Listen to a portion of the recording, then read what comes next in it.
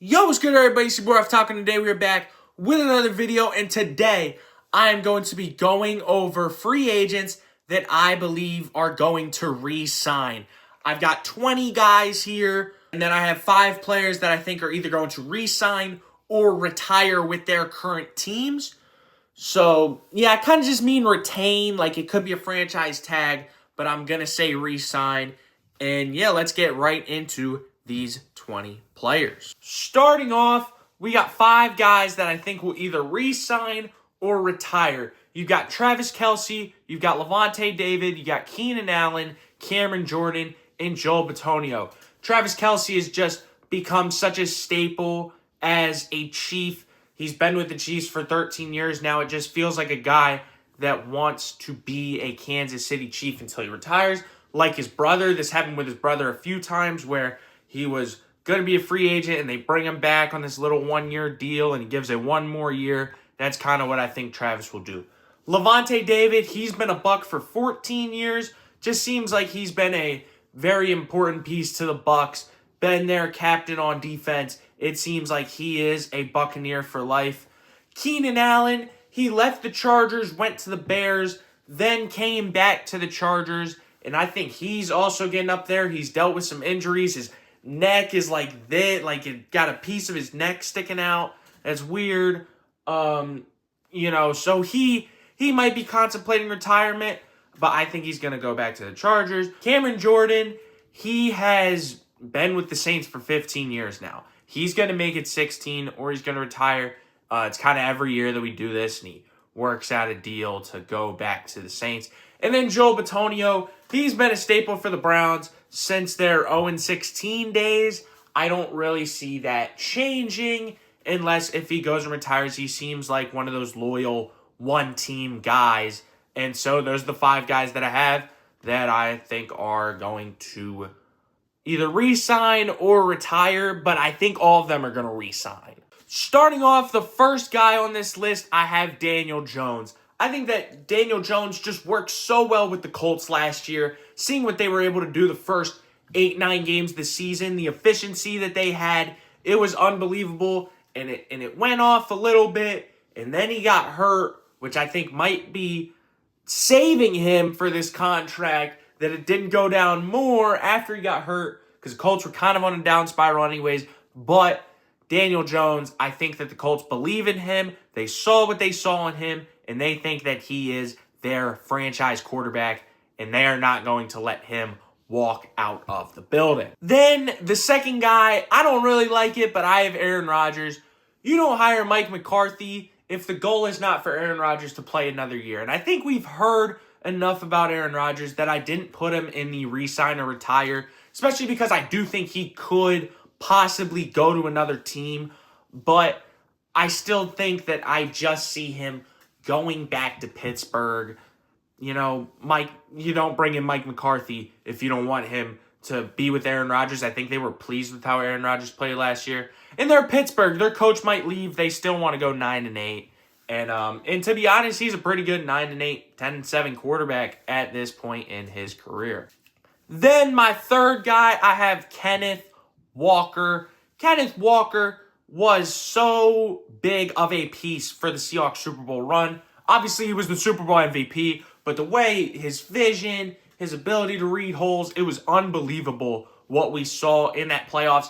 Charbonnet is hurt. They're not just going to want to completely overhaul that backfield, which you would probably have to do at least one guy with Charbonnet most likely not being ready for the start of next year.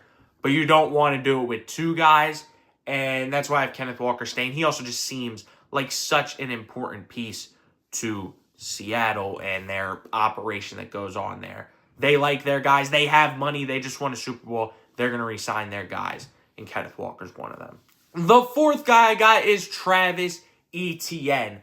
I think Travis Etienne had an extremely good year for the Jags. All things considered, had a pretty bad 24. Came in, there were thoughts, are the Jags going to take Ashton Genty? Does Liam Cohen trust him? And he goes in, he balls out. He was great running. He was great receiving. He got Tank Bigsby out of a job. He was an amazing player for the Jags, and the Jags just can't afford to give that up. You're definitely not running with Bashal Tootin and LaQuint Allen next year. I don't think you want to draft a guy. I think you want to keep your guy that you've seen work well. He's played with the same quarterback since college for about 8 years now. I think that they want to keep Travis Etienne, especially because they want to keep their $55 million quarterback happy, and Travis Etienne is probably a way to do that. Then the fifth guy, I know I have all three of the big running backs, but I do have Breece Hall. It's been reported, rumored, he's not leaving.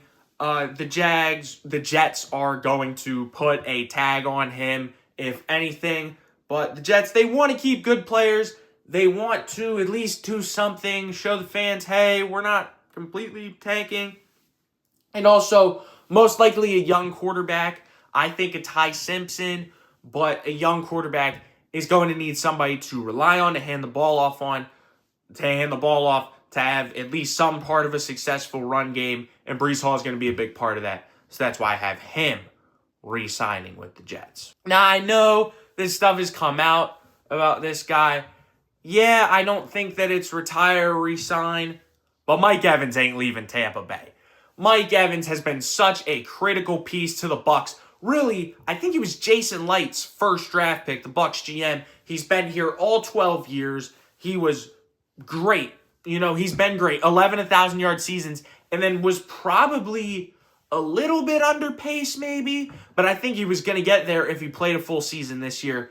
He's an unbelievable player. He is going to stick. He still is going to play at a high level, and he's going to finish his career. He seems like a loyal guy, a good guy. He's going to finish it with the Tampa Bay Bucs. Then the other receiver, I got Jawan Jennings. Jawan Jennings has been a pretty big piece for the Niners, and he just seems like a Shanahan guy. The way he lines up outside, he lines up inside, he has the frame, he can block, he can do whatever Shanahan needs him to do. He's a perfect fit for that team, and it seems like he loves the Niners. He loves the culture. He loves Brock Purdy, loves Shanahan. It seems like he wants to be there. I don't think they're just going to let him be a casualty and run with a hurt Ricky Pearsall and Kendrick Bourne and maybe draft a guy, but you probably want to draft an offensive lineman more. They need to re-sign Jawan Jennings. Jawan Jennings wants to go back to them, and that's why I think that this is going to happen. The next guy I got is Dallas Goedert. I think that Dallas Goedert has been a big piece to the Eagles' offense in the past, and the Eagles just value tight ends. Ever since Howie has gone into being the GM, has became the GM, 2010, they had Brent Selleck. Then before Brent Selleck leaves, they draft Zach Ertz. Before Zach Ertz leaves, they draft Dallas Goedert. I think before Dallas Goedert leaves, they're going to draft somebody this year and develop him. But you can't just go into this offseason with Grant Calcaterra and a GM that, Sadiq is going to be hard to get. And then what? Are you going to get Eli Stowers in the second or something? I think you need to re-sign Dallas Goedert. He was such a big piece in the red zone last year for the Eagles. I just think he's too important and too big of a name for Howie to let go. He's able to do whatever with the cap. That's not going to be a problem. So I see Dallas Goedert re-signing. Then my only offensive tackle, I have Jermaine Illuminor. Jermaine Illuminor spent time with the Patriots, then goes to the Giants, and at age 31, kind of has this breakout year. He went from a tackle to a really good tackle, and you need to protect your young quarterback. Your young quarterback that's already, been in concussion protocol 4 times maybe? He needs protection. You need to help a young quarterback and a young running back. He's a good enough run blocker, but he's a great pass blocker, and that's what the Giants need to be able to get the ball out to Malik Neighbors, be able to get the ball out to Darius Slayton, Wan'Dale Robinson if he re-signs, but I don't think he will. You need a guy like Jermaine Illuminor, especially because you can't have a question at right tackle and then a left tackle that's always hurt in Andrew Thomas. Hopefully both of them stay healthy, but you just kind of need some buffer room. Having a solid right tackle in Jermaine Illuminor is something you need, and you have the money, so get it done. Then my only interior offensive lineman, I have David Edwards. David Edwards has been a very solid piece for the Bills. ever since he came from the Rams these past few years, the way James Cook has been able to run the ball behind him, the way Josh Allen's been able to run the ball behind him, I don't know if they're going to get one of these premium receivers in free agency. I think they're definitely drafting a receiver in the first round of the draft.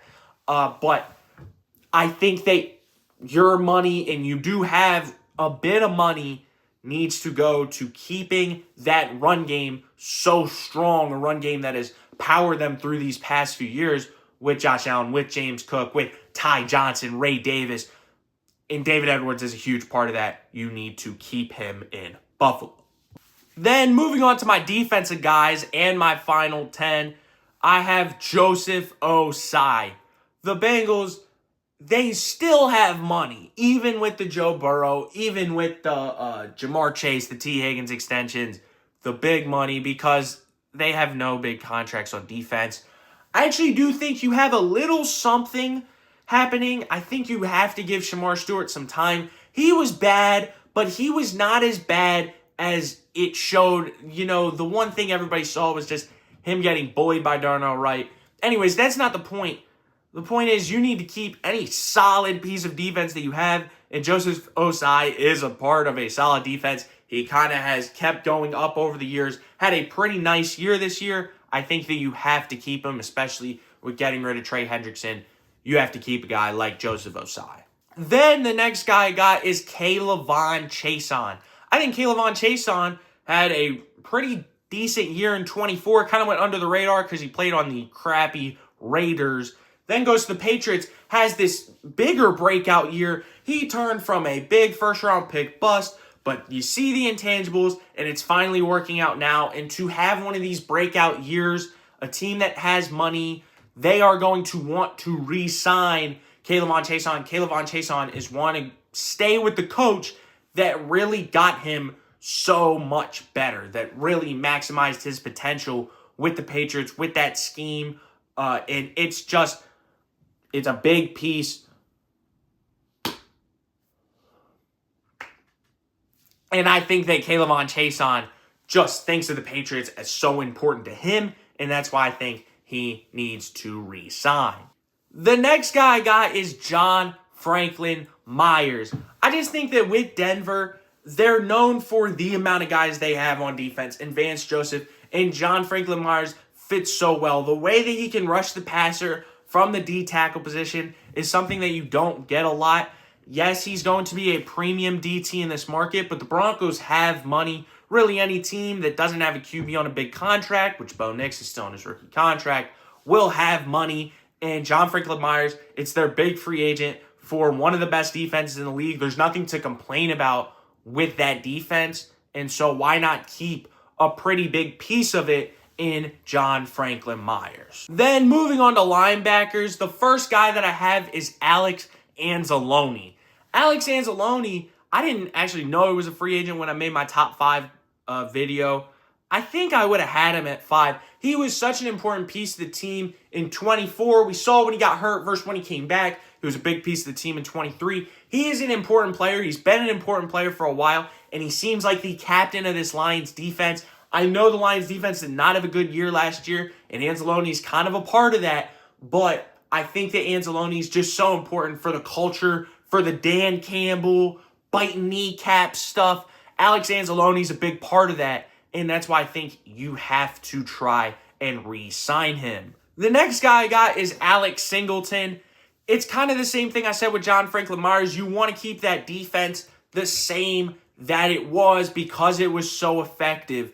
And Alex Singleton has been a great piece since he's gotten to the Broncos. He had the torn ACL, which he played through that game. Then this year, he has testicular cancer, only misses 1 game. He's a dog. He's a beast.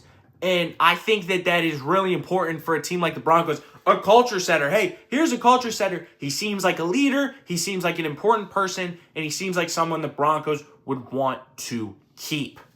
Then moving on to the corners, the first corner that I have is Josh Jobe. Josh Jobe wasn't excellent, but he was a corner for a Super Bowl champion. And that's important. And again, I said it with Kenneth Walker. I've got one more guy I got to say it for. When you're a Super Bowl champion, you have money, and a guy kind of fits your scheme, which Josh Jobe fits their scheme pretty well, you have to keep them around.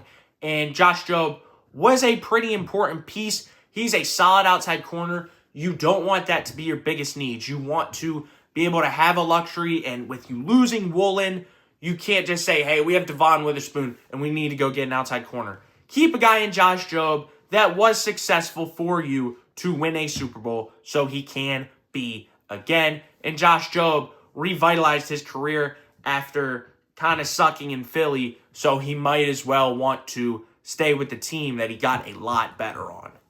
Speaking of revitalizing your career, the next guy I have is Nahshon Wright.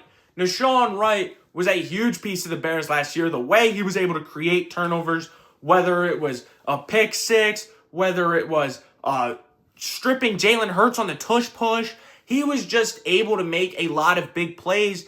And it's another case of, hey, really broke out with a team. Why would you not want to stay with that team? Especially because I don't think he's going to get a ton of money in the open market, because he's kind of it's very easy for him to be a fluke player. It's very easy for him to not be able to record the interceptions, and he kind of gets burnt because he's going for the ball, kind of like Trayvon Diggs was. A little bit of a lower scale, especially on the getting burnt part. But I think that Nahshon Wright is going to want to stay in Chicago. I think he's an important piece of that Bears defense, and I think that the Bears want to keep him. Next guy I got is Montaric Brown. I don't know a ton about Montaric Brown, nor does really anybody else, because you weren't really watching the Jags until they were, like, good. And then all of a sudden it was like, oh, the Jags are good. But Montaric Brown was a very solid piece for the Jags. He can play inside. He can play outside. He is a very important corner. And I think that he fits well with Campanella. That's their DC's name. And what he does and breaking out this year.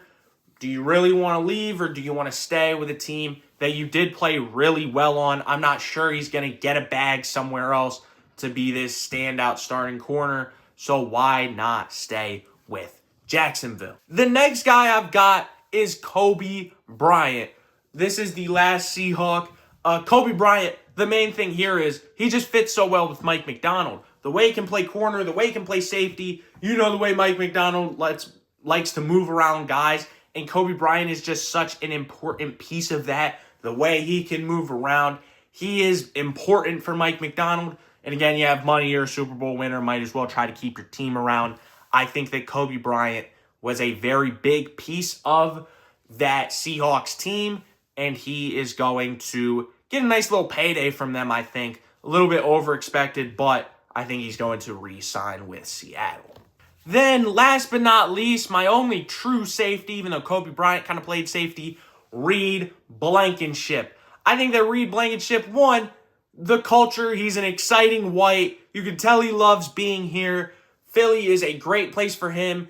And two, Reed Blankenship is very important to this team. We drafted Makuba after we got rid of CJ and he was all right. He was getting better. Then he got hurt. We had Sidney Brown in there. Then at some point we signed Marcus Epps, put him in there. He's a free agent.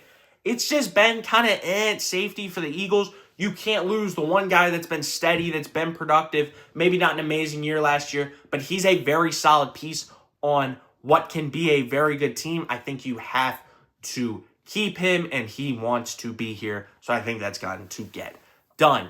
That's going to be it for this video. Hope that you guys enjoyed. If you did, make sure you drop a like and subscribe to the channel. And I will see you on the next one, which will hopefully be in 2 or 3 days for my post-combine 2-round mock draft.